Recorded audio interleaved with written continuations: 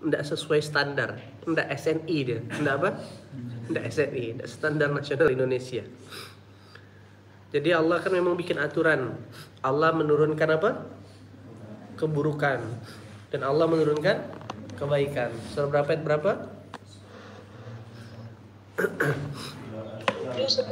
210. Jadi teman-teman harus paham kaidahnya dulu ya. Allah menurunkan keburukan dan Allah menurunkan kebaikan. Itu fundamental cara pertama.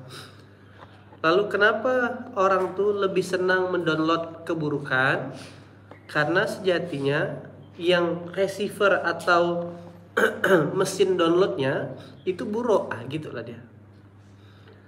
Karena kan dia selalu sepadan, burung merpati terbang dengan burung merpati, burung gagak terbang dengan burung gagak. Nah, itu kaidah pertama. Kaidah kedua, apa ruginya ketika ini download keburukan? Sejatinya peristiwa-peristiwa kehidupan yang Allah hadirkan dalam kehidupan kita itu tuh selalu punya peristiwa kan, itu kan ada azab, ada ujian. Lalu dalam dua peristiwa itu juga ada dua alat ada dua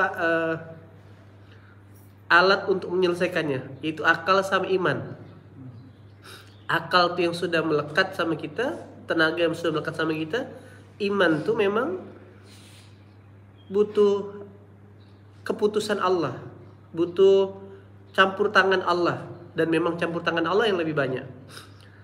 Nah, maka cara berpikirnya adalah untuk menyelesaikan segala urusan kita yang terbatas kemampuan kita menyelesaikannya, itulah yang memang ranah ruang untuk Allah dan para malaikat untuk menuntaskan.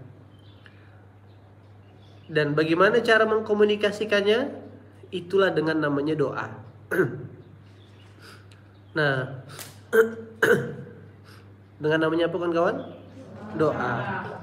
Nah, Rasulullah SAW bersabda, tak ada yang dapat menolak takdir.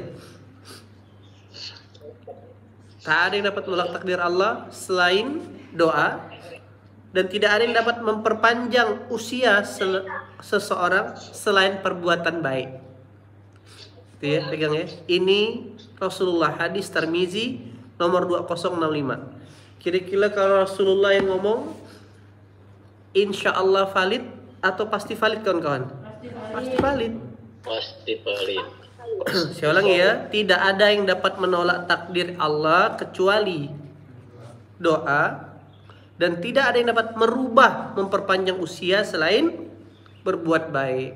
Jadi kalau pingin doa takdirnya adalah takdir yang baik, maka doanya harus baik, berpikir yang baik-baik, berkata yang baik-baik, bertindak yang baik-baik. Dan kalau yang pingin usianya diperpanjang Allah, maka berbuat baiklah. Secara sederhana, kenapa diperpanjang usianya? Karena Allah tahu dia sedang melakukan pekerjaan yang baik, pekerjaan Allah. Itu rumusnya kawan-kawan. Dan ya berulang-ulang ya. Saya merasakan hadis ini nyata, hidup dia. Hadisnya nyata. Nah, pertanyaannya sekarang, kita tahu doa itu adalah jembatan komunikasi antara seorang hamba sama Tuhannya. Doa itu yang mendapat berupa takdir, maka doa kita harus berkualitas enggak? Harus berkualitas. Lantas doa yang menjadi senjata umat Islam inilah yang sejak dahulu kala dipakai sama musuh-musuh Islam untuk membuat doanya umat Islam tidak kuat di langit. Oke? Al-Kisah tentang pemimpin yang zalim di Irak, namanya Hazas bin Yusuf Saqafi. Pernah dengar enggak? Budak gang Hijaz, anak Pak Yusuf, suka minum kopi. Hazas bin Yusuf, ketawa bunda. Hazas bin Yusuf Saqafi. Macam mana cara dia pengen menguasai Irak ya? Ya kan, supaya orang nih tunduk dan takluk sama dia. Nah, tahu apa yang dilakukan? Dia, nah inilah namanya menggunakan bukan cerdas tapi kecerdasan, karena pondasinya bukan iman tapi justru untuk menyesatkan. Sekali lagi ya. Nah, tetap dikasih kecerdasan Allah, tapi kecerdasannya justru digunakan untuk menyesatkan. Hati-hati ketika kecerdasan tidak punya pondasi iman. Apa diperintahkan untuk mengalahkan menaklukkan masyarakat penduduk Irak, penduduk muslimnya? Dia suruh penduduk Irak, silakan kumpulkan setiap orang 1 telur di masjid. Aku tak akan menyakiti kalian. Aku tak akan merusak kalian.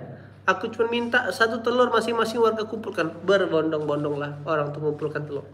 Nah, itu pun pasti tidak nyangka ceritanya akan begini. Sedih ceritanya. Mengumpulkan telur deh.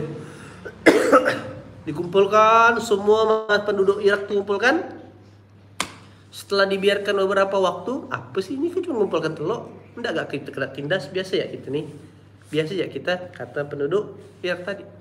Ternyata setelah dikumpulkan telurnya, tidak lama kemudian sama sama si raja, silakan kita ambil lagi telurnya. Oke. Ambil ya, coba ya. Selesai kan? Kira-kira apa maksud kawan-kawan? Dapat ada apa yang terjadi? Orang belum mengambil telurnya sama. Pintar memang kakak ini, tak salah dia masuk Rokis. Nah, akhirnya orang mengambil telur yang asal, tidak tahu bentuknya bagaimana, direbus, akhirnya semuanya pada makan, dan disitulah penduduk taat ini dikalahkan. Karena dia ngambil telur subhat. Bayangkan, gara-gara telur. Ini di zaman Irak. Kalau di zaman sekarang Indomie subhat. Jangan sampai ambil Indomie kawan kita, gitu lah Mi. Itulah. Nah, maka Indomie begitu, beli dikasih label, apalagi di pondok. Ambil aja. Gara-gara makan telur kalah.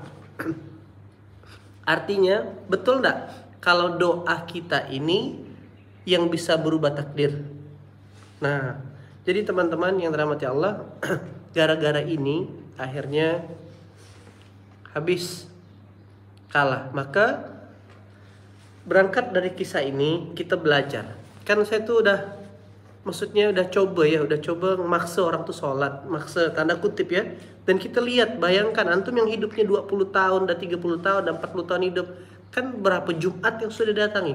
Kalau tak datang ke majelis taklim, kalau tak datang berguru, belajar mengaji, tentu kita kan datang sholat Jumat, betul lah. Dan itu nasihatnya buruk apa baik sholat Jumat? Baik. Nah, lalu saya tuh berpikir, kenapa orang nih tak mau dengarkan ya? Kenapa tetap bebal ya? Bahkan di sholat Jumat pun saat mimbar naik, di waktu yang sama juga dia juga masuk ke dunia mimpinya. Barakallahu lakil karim. Nah, langsung didapat apa? Bagus tadi ceramahnya. Nah, maka berangkat dari sini ya kan, kita belajar sama Sa'ad bin Abi Waqqas. Sa'ad bin Abi Waqqas ditanya, berminta ke Rasulullah, ya Rasulullah, tolong sampaikan kepada Allah agar doaku dikabulkan. Mantap kan? Dia tuh cara ngelobi ya Rasulullah. Kalau Rasulullah yang ngelobi, insya Allah proven lah kira-kira. Insya Allah proven kan? Kalau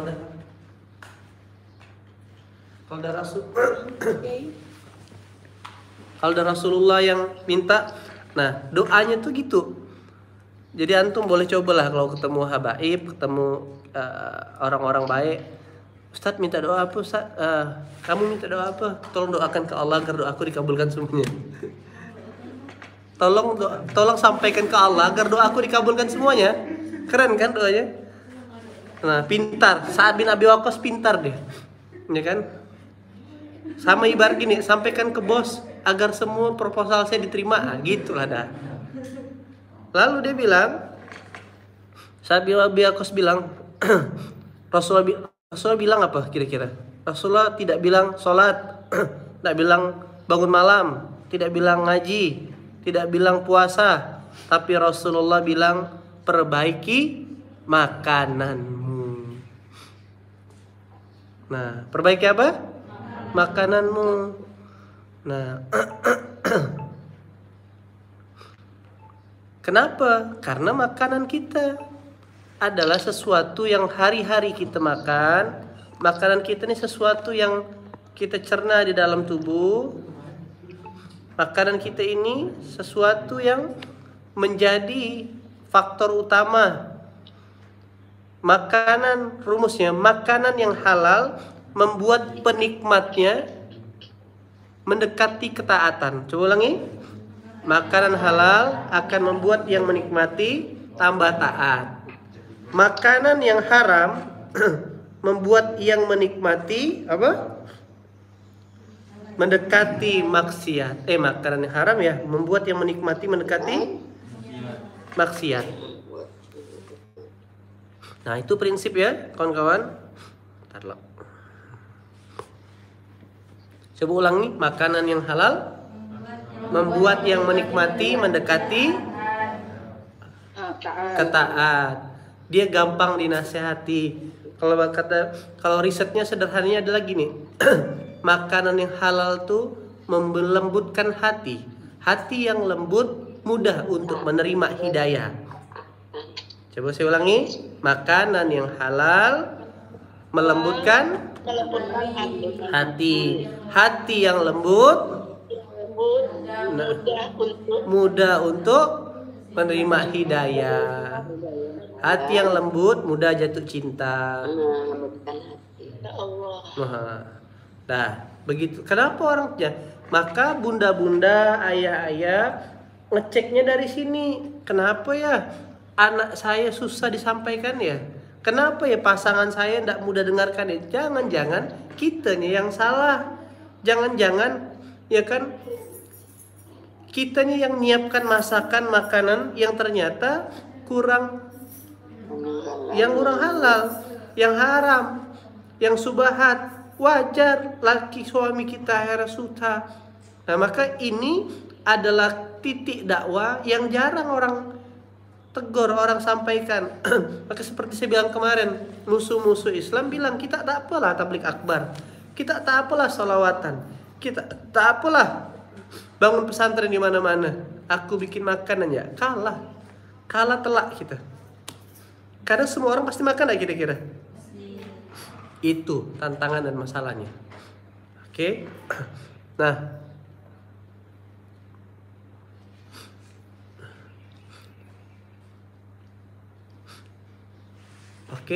kita belajar kan. Sekali lagi, hadisnya jelas. Orang-orang yang punya doa yang diijabah sama Allah. Satu, musafir. Siapa satu? Rasulullah sudah sampaikan tiga doa yang mustajab yang tak diragukan lagi, yaitu di dalam ketiganya salah satunya doa musafir. Ini doa orang-orang yang memiliki fasilitas doa yang mustajab. Satu, musafir. Maka sering bilang kan, doakan saya nih, saya doakan saya sedang dalam perjalanan. Maka saya pernah bertanya dengan salah satu pengusaha kaya raya di Pekanbaru, dibilang, apa amalan bunda nih? Ada amalan bunda suka berjalan ya. Bagus tak dengarnya? Amalan bunda suka berjalan. Oke. Nah, karena waktu jalan itulah bunda berdoa.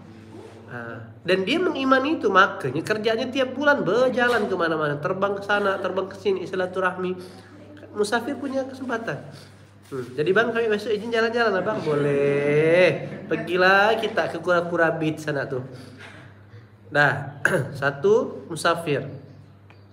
Yang kedua, doa yang mustajab, pemilik doa yang mustajab adalah ahlul Quran. Siapa yang kedua? Al-Quran. Allah berfirman, barang siapa yang disibukkan dengan Al-Quran dan mengingatku, kata Allah, maka akan aku berikan keutamaan kepadanya lebih besar daripada keutamaan yang lain.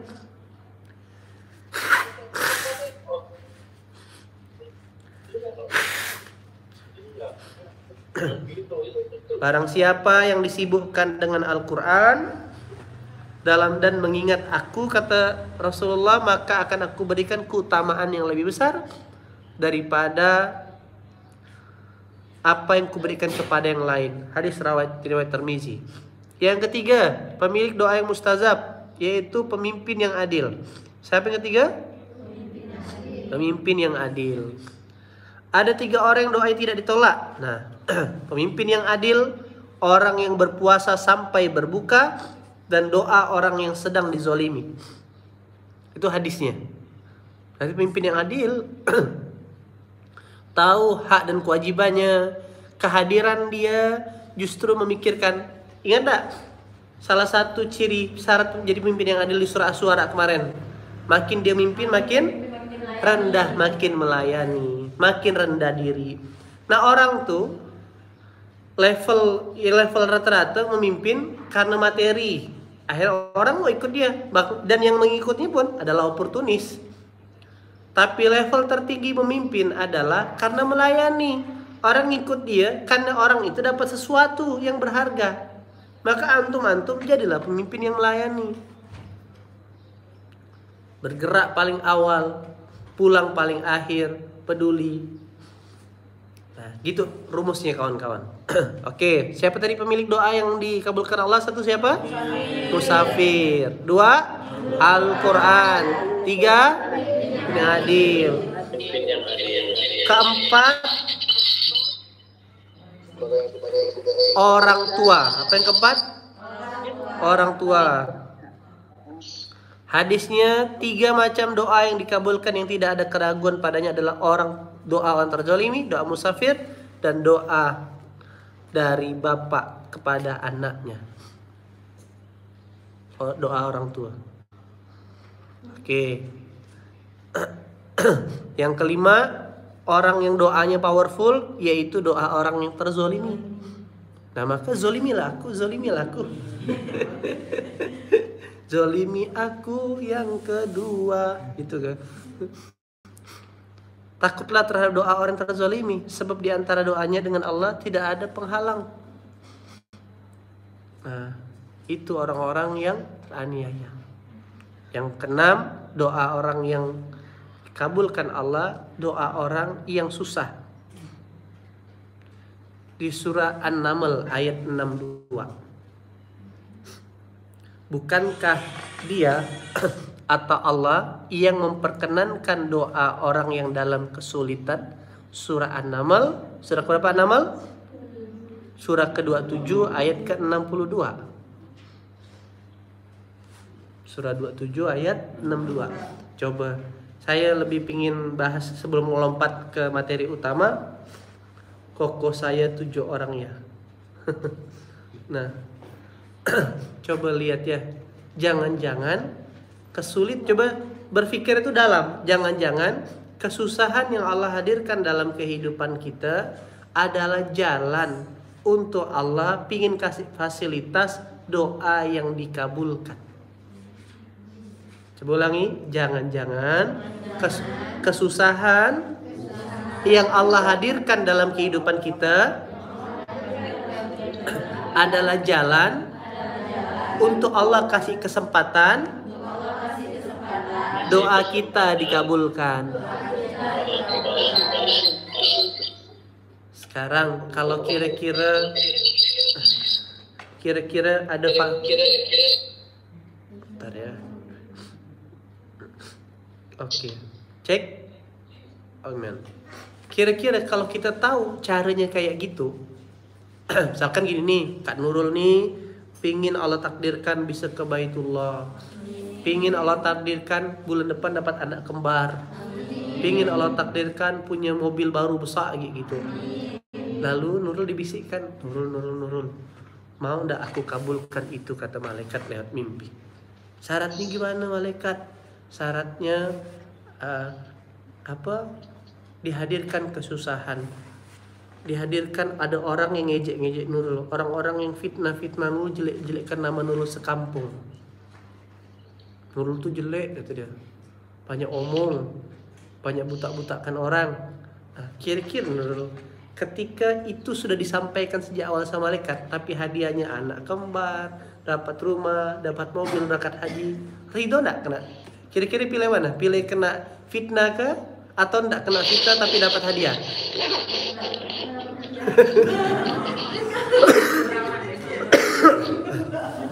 Pilih mana? Kena fitnah dapat hadiah atau enggak kena fitnah enggak dapat hadiah?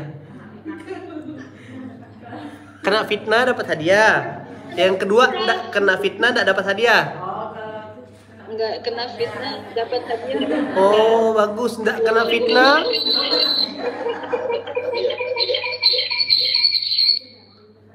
Bagus jawabannya itu. Enggak kena fitnah dapat hadiah. Kalau gitu bikin kitab sendiri.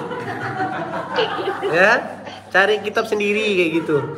Udah jelas tak ayatnya? Dapat hadiah. Nah, jadi kalau hari ini ada kesusahan datang dalam kehidupan kita, jangan baper. Kalau tahu ayat ini, oh ini nih tanda-tanda mau dapat hadiah nih habis ini nih.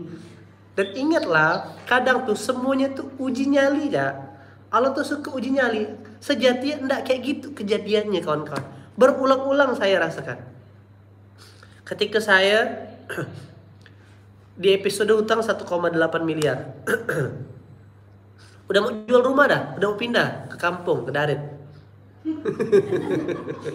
Mau pindah ke Jogja. Ya kan supaya tak ada yang kenal di Jogja, mulai hidup dari nol. Tak apa-apalah jual es dawet sanak bedorong gitu ya. Nah, siang kan bunda kan jual es dawet bunda. Bunda mau beli tak kalau saya jualan?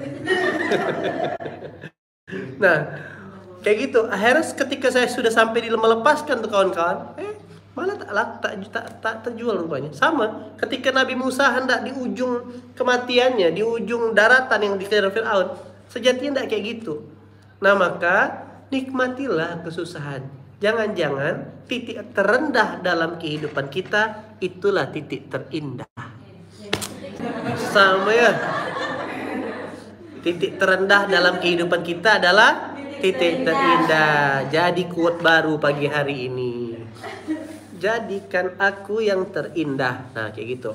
Oke, ada 6 orang yang doanya itu mustajab. Satu siapa? Musafir. Yang kedua ahlul Quran. Yang ketiga mimpin yang adil. Yang keempat orang. Yang kelima dizolimi. Yang keenam orang yang susah. Surah 27 ayat 62. Jadi kalau doanya pingin kuat, belajarlah jadi pemimpin, jadi ahlul Quran, sambil berjalan, dianiaya dan susah, dapat semuanya deh. Nah, tapi belum bisa ke Nabil, aku belum orang tua kata Nabil. Nah, maka cepat nikah Bil. Kayak gitu kawan-kawan. Dah. Apa tuh ya? Lalu Allah sudah bilang, Allah sudah kasih fasilitas. 6 orang ini powerful doanya. Tapi kenapa dia udah jalan, udah mutar Tugu Katulistiwa, udah jalan kemana-mana, udah ke Tayan, ke Sanggau, ya kan? Tapi kok gak kabul-kabul juga doanya? Iyalah, jalannya masih dalam kota kata Allah. Dia udah keliling kemana-mana, dia sudah safar kemana-mana, dia sudah jadi alul Quran, dia sudah mengalami aniaya. Dia sudah mengalami kesusahan, tapi kok tak tembus-tembus ke langit doanya? Apa kira-kira? Makanannya.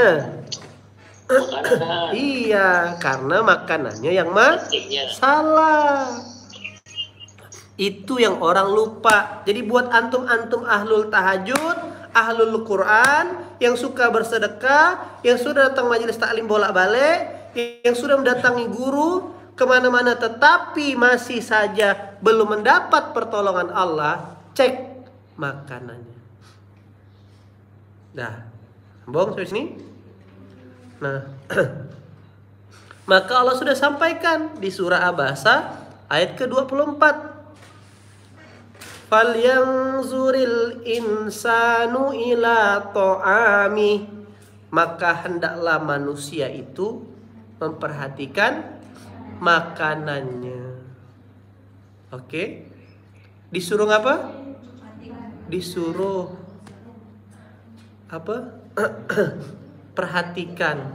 Sekarang, sudahkah pertanyaannya kita menjalankan ayat ini?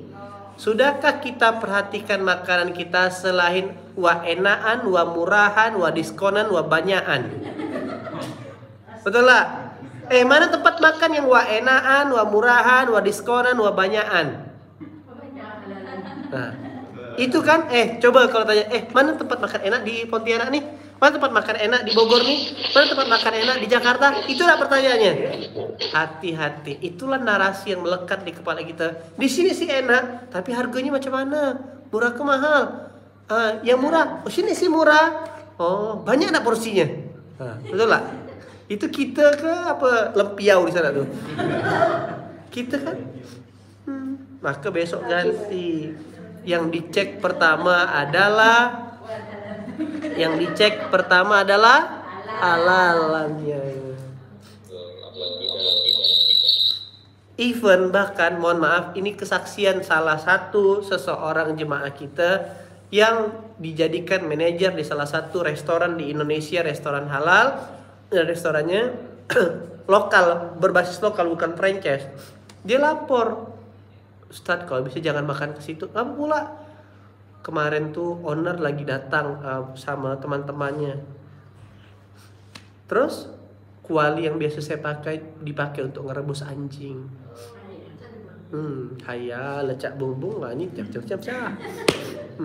Dipakai buat ngerebus anjing. Karena kalau dia bukan muslim, dia tak ada untung, tak ada hubungannya halal sama haram. Untung sama rugi, betul tak? Nah, dia pun mungkin tak tahu juga bahwasanya itu najis. Dan yang parah lagi zaman sekarang, saking kepintarannya manusia, ada sabun penghilang najis. Nah, kan saking bodohnya itu kan. Harusnya kan itu kan 7 kali tanah supaya kau tidak capek-capek tanah. Namanya sabun itu dari tanah. Mana bisa tetap ya. Saking dia mengotong syariat itu dapat duit. Nah, ini adalah titik kritis dalam kehidupan antum tinggal lihat. Udah ngaji, anak udah pesantren, udah datang majelis taklim, syukur sedekah, ngapa hidup masih susah? Jangan-jangan kecolongannya di makanan. Apa semalam? Kena penyakit apa kita? Kebabian. Nah ya, kita tengok sama-sama ya. Kebabian.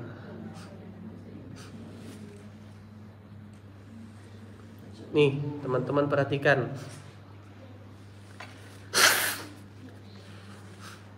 Tuh. Lihat dia beserta turunannya sekali lagi. Nah, betapa, coba perhatikan benar-benar. Betapa dari ujung rambut sampai ujung kaki dia tuh berharga. Yang tak berharga dari dia tuh cuman suaranya aja. Nah, semuanya berharga kawan-kawan. Kulit bulunya dipakai untuk kuas. Kulitnya dipakai industri fashion. Sepatu sama tas. Tengok ciri-ciri ada titik tiganya. Tuh kulitnya kan. Nah, kulitnya juga bisa bermanfaat untuk jadi kikil, kolagen, kerupuk kulit, dompet, kulit sepatu. Tulangnya. Apa nyaman benar sop ini ya, di kemarin saya makan ya. Rupanya tulangnya pakai tulang bakmi. Dan barang ini dia punya satu konsep, yaitu ketagihan. Jadi kalau kita mencicipinya, memang akan nagih buat kita kembali. Nah, lalu dari kulit turunannya gelatin. Gelatin itu bahan makanan bisa di jelly, yogurt, es krim. Maka buat pecinta yogurt, cek dulu yogurtnya sudah ada logo halal atau belum. Nah, terus dunia medis jadi kapsul obat. Jadi apa? Kapsul obat. Nah, bahan makanan cake, biskuit, roti.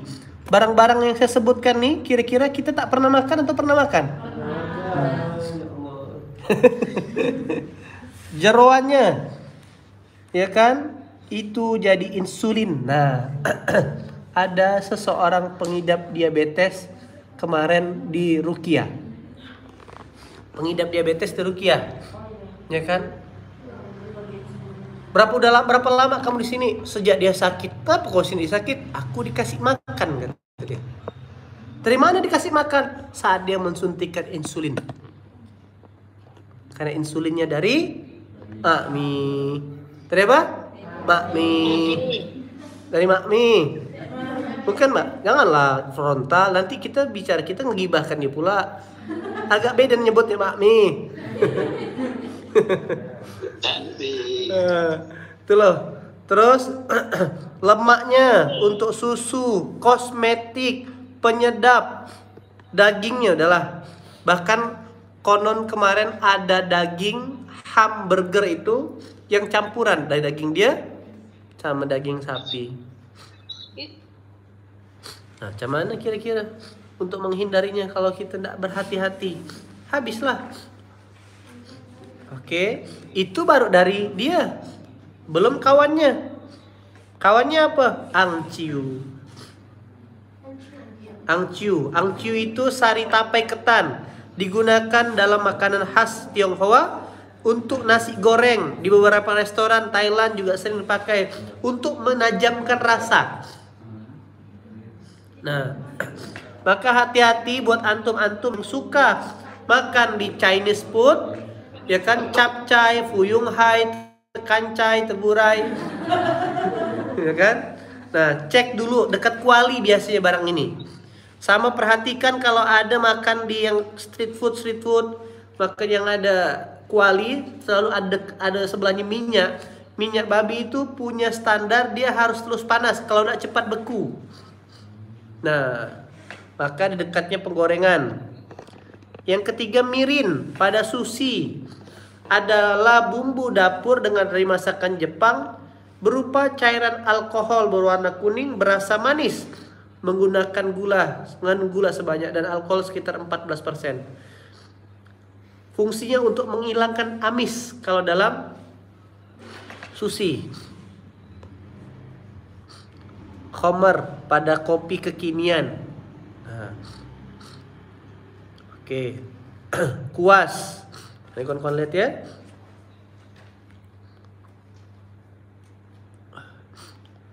Kuas bulu babi. Nah. Terus mari kita lihat, kita kenalan sama dia. Betapa lucu dan mengemaskan dia ini. Ya kan? Pertama, tidak setia. Satu babi jantan bisa untuk 14 betina, mantap tak? Wah. Yang kedua, masa kawin umur 7 bulan. Nah, kenapa sampai ada orang muslim beternak ini? Untung. Satu ekor bisa melahirkan 10 sampai 14 ekor anak. Aku piara kambing cuman 2 atau 3. Nah, sapi apa lagi 1 ya. Mending aku miara ini, permintaannya banyak. Coba lihat. Masa kandungan cuma 3 bulan, 3 minggu, 3 hari, cepat kan? Nah, makanan bisa makan apa saja termasuk kotoran sendiri. Hebat, mandiri dia kan? Mandiri dia. Tuh lihat. Nah. Maka pertanyaannya adalah, sudah halalkah makanan kita? Apa ciri-ciri orang yang kemakmian semalam? Kalau ngaji pengantuk. Yang kedua, salat lupa rakaat. 3, nah, rakus. Jadi Ustadz, mulai dari manakah hijrahnya kita? Mulai dari manakah tobatnya kita? Dari perbaiki makanan. Nah, maka mama-mama semuanya masaklah di rumah. Tak bisa masak, tengok tempat belinya betul-betul hati-hati. Cek nanti bumbu-bumbu dapurnya, cek nanti oleh-oleh yang dikasih. Jadi mulai tobatnya kita, mulai hijrahnya kita dari perbaiki makanan. Ini banyak pertanyaan kayaknya nih ya. Assalamualaikum Kiai. Suatu hari saya punya tetangga non muslim. Satu hari dia punya hajat. Nah, saya dikasih makanan. Saya menunya ayam, tetapi saya ragu, kepikiran saya dikasih orang lain. Saya saja ragu, masa iya dikasih ke orang lain. Akhirnya kata makan itu saya buang. Apakah saya berdosa? Mohon pencerahannya. Iya kan, iya. Iya. Eh, kalau saya tentu cari orang yang non-muslim juga untuk dikasihkan. Nah itu aja. Kalau tak ketemu enggak apa-apa, enggak usah dimakan. Nah betul dah. Insyaallah wallahu alam. Kakak Allah tahu kakak sedang menolak tentang sesuatu yang subhat. Mungkin tetangga kita non-muslim pun juga enggak tahu. Nah, itu bukan dulu saya tuh ya bersilaturahmi. Ada juga adik-adik saya yang belajar sama saya tuh teman-teman yang Tionghoa dan sebagainya. Nah, tapi sekarang ya bukan kita nak mau silaturahmi karena babnya di situ itu loh kawan-kawan. Nah, maka jangan gampang yo pergi acara ke rumah ini ada acara Imlek ya kan? Nah, gitu kawan-kawan ya. Ustadz, kalau makan tape, peyem, singkong atau ketan itu fermentasi yang mengandung alkohol ya? Gimana hukumnya? Enggak lah kali ya. Kali ya. Kalau memabukkan batasannya begitu. Ya kan? Nah. Lalu Kiai di restoran sushi ada label MUI-nya. Jadi kita orang awam kan lihat MUI. Bagaimana tuh Kiai kalau ternyata bahan yang digunakan restoran yang berbahan haram? Kalau sudah ada MUI berarti yang tanggung jawab MUI-nya lah.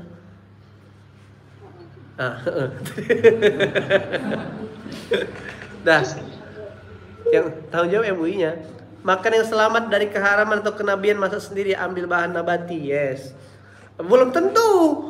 Makan yang selamat dari keharaman adalah masak sendiri, ambil bahan nabati. Kalau metik kangkung tetangga, dia ngambil kangkung tetangga, haram nggak tetap jadinya? Nggak gitu Kiai, maksudnya tuh kangkung seorang, izin sama tetangga ya. Kalau butuh sayuran bu, boleh nggak saya minta kangkung? Boleh ambil. Nah, alamak. Kalau mau belanja nanti makan haram lagi nih, minta kangkung aja lagi dah. Bu, minta kangkung lagi, minta kangkung. Boleh ambil lah. Mulai rapat giginya, ambil lah gitu loh. Kalau sampai ketiga kita enggak paham juga masih ikro.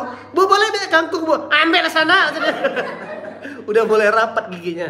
Maka pandai-pandai lah minta tuh. Jangan minta terus, giving sesekali. Bu, ini ada beras lebih. Itulah malah minta kangkung tetangga ya.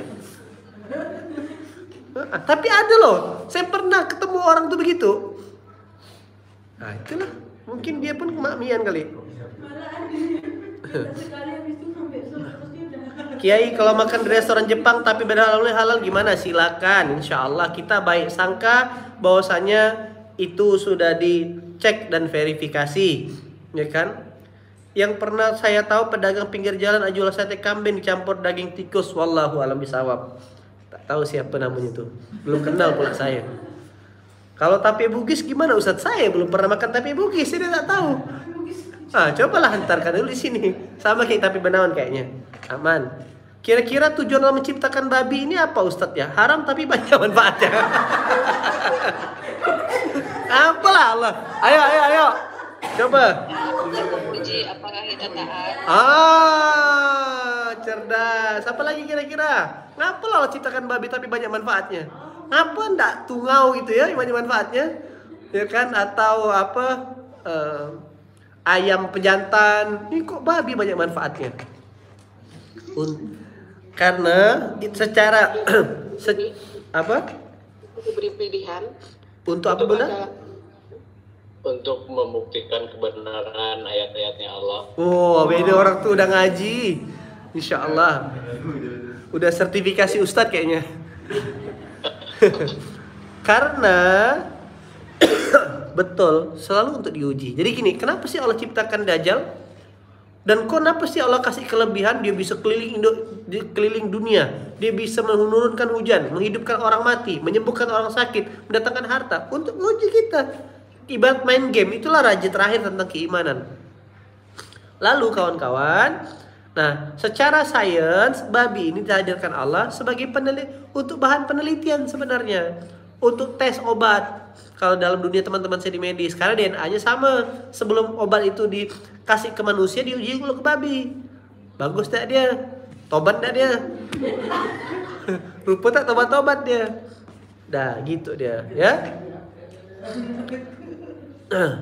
Kalau pakai parfum tercampur alkohol, apakah haram juga? Pengertian alkohol tadi itu yang memabukkan. Nah, nanti saya tanyakan lebih ahlinya. Setahu saya itu, ya kan?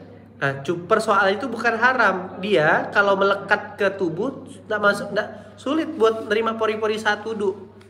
Nah, maka semprotnya pertama di baju, jangan di tubuh. Ya kan? Kan baju tidak mabuk-mabuk aku katanya. Kayak gitu. Ustadz bisa kirim bahan materi tentang babi gak agar kita paham? Tidak lupa Ustadz. Oh, gimana ya? Saya istihara dulu lah ya. Bisa, tadi kirim. Apa tuh? Ustadz, Kiai, apakah ada manfaatnya babi buat orang Islam? Tadi tuh buat riset. Masak di rumah, tapi kalau beli ayam potong kita tak tahu apa ayamnya dipotong secara syariat atau tidak. Makanya kalau beli ayam potong, satu, ayam yang masih hidup, atau tempat potong ayam yang sudah sertifikasi halal, atau dapur-dapur kayak Freshmart yang ada izin standar potongnya, RPH-nya, kayak gitu caranya. Itulah dalam rangka praktek fal yang zulil insanu ila tu'ami, memperhatikan makanan. Jadi memperhatikan makanan betul-betul. Nah, maka besok Bunda Mawar ke pasar tanya, "Bang, tolong Bang, sembelih Bang ya, jangan lupa bismillah Bang." Cetus ya ngomong. "Bang, jangan lupa bismillah Bang, potong Bang." Pergi lagi ke ikan, "Bang, nih halal lah ikannya nih." Macam mana ikan haram tuh?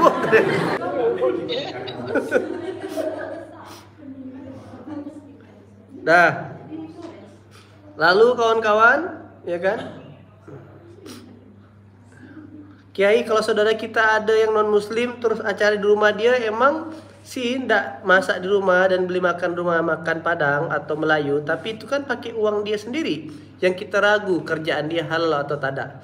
Kalau bicara sumber maka usual, artinya ya ini baru bicara zat halal haram, nanti sumbernya. Ya kalau ragu jangan makan, kakak beli seorang atau ini saya tambahkan. Nah kayak gitu duitnya. Saya tambahkan ya, titip ya. Nah, dalam keadaan darurat misal keluar negeri gimana? Bisakah baca basmalah? Bisa halalkah? Nah, hebatnya Allah itu bikin aturan, bikin hukum kecuali terpaksa. Di surah Al-Baqarah di juz kedua.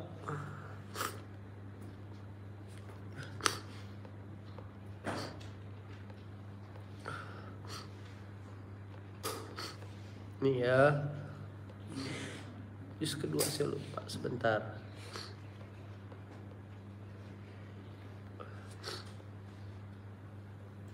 Wait.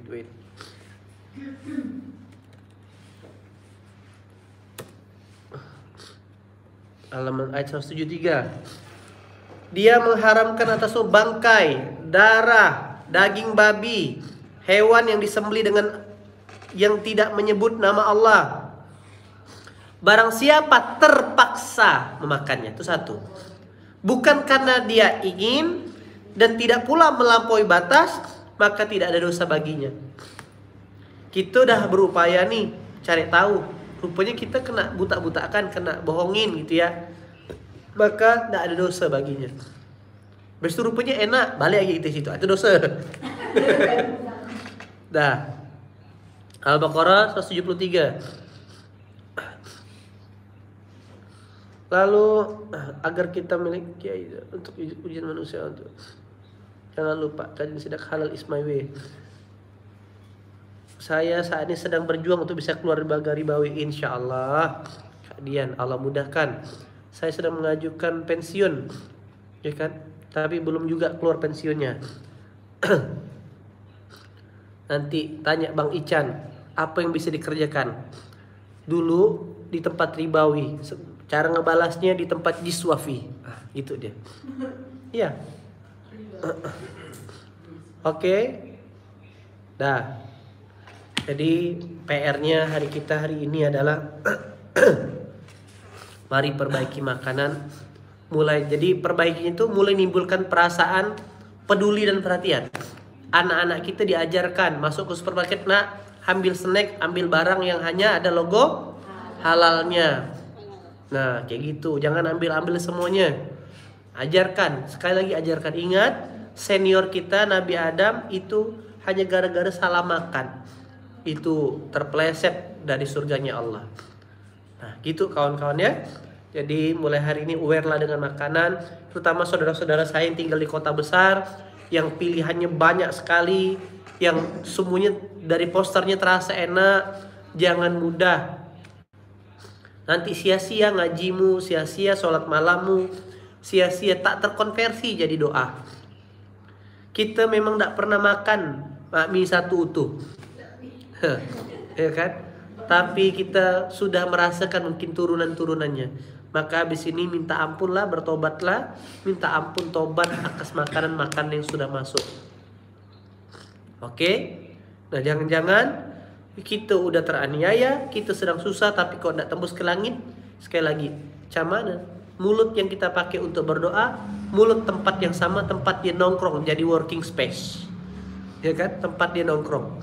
Mulut yang kita pakai untuk berdoa, mulut tempat dia masuk ke dalamnya. Itu yang berdoanya tidak tembus ke langit.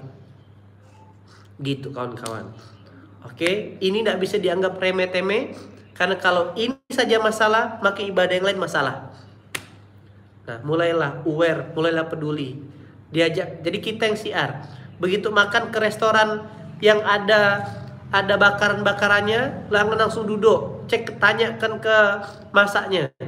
Bang, izin tanya bang, kalau bakarnya pakai apa ya bang, kuasnya? Oh, ada kita pakai kuas bulu, ada. Assalamualaikum, tinggalkan. Atau kalau mau makan ke situ, pastikan jangan pesan menu bakaran. Anak kita tolong diedukasi. Yang sering jajan, bunda mau nak nih ada pentol bakar? Dia tidak tahu kan? Nah, kasihan dia gitu kawan-kawan. Ya, nah ini sumber dari segala sumber persoalan dulu. Efeknya doa tidak dikabulkan. Efeknya sholat lupa rakaat. Efeknya ya kan baca Quran cepat ngantuk. Dan paling parah efeknya rakus. Dia tidak sadar dia sedang rakus. Semua nak diuntungkannya. Dan bahkan dalam perjalanan ngambil untung tuh tidak sadar dia gitu loh kawan-kawan.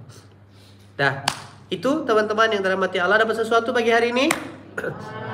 Dapat. Siap? Siap jadi followernya Nabi Isa nanti memerang kemakmian? Siap. Oke ya. Kasih tahu ya, nanti selanjutnya saya kirim teman-teman saya seluruh santri SOS yang di seluruh jagat raya, multiverse dan sebagainya. Tolong kasih tahu teman-temannya, kasih tahu saudara-saudaranya. Tolong sebarluaskan biar nanti jadi reminder. Nah, biar jadi wasilah bagaimana semua kita ditolong sama Allah. Makasih banyak yang baik-baik dari Allah, yang kurang dari saya pribadi. Saya mendoakan semoga seluruh aktivitas ayah bunda dan kawan-kawan semuanya dijaga oleh Allah Subhanahu wa taala hari ini. Dilancarkan segala urusannya, ya kan? Assalamualaikum warahmatullahi wabarakatuh. Waalaikumsalam warahmatullahi wabarakatuh.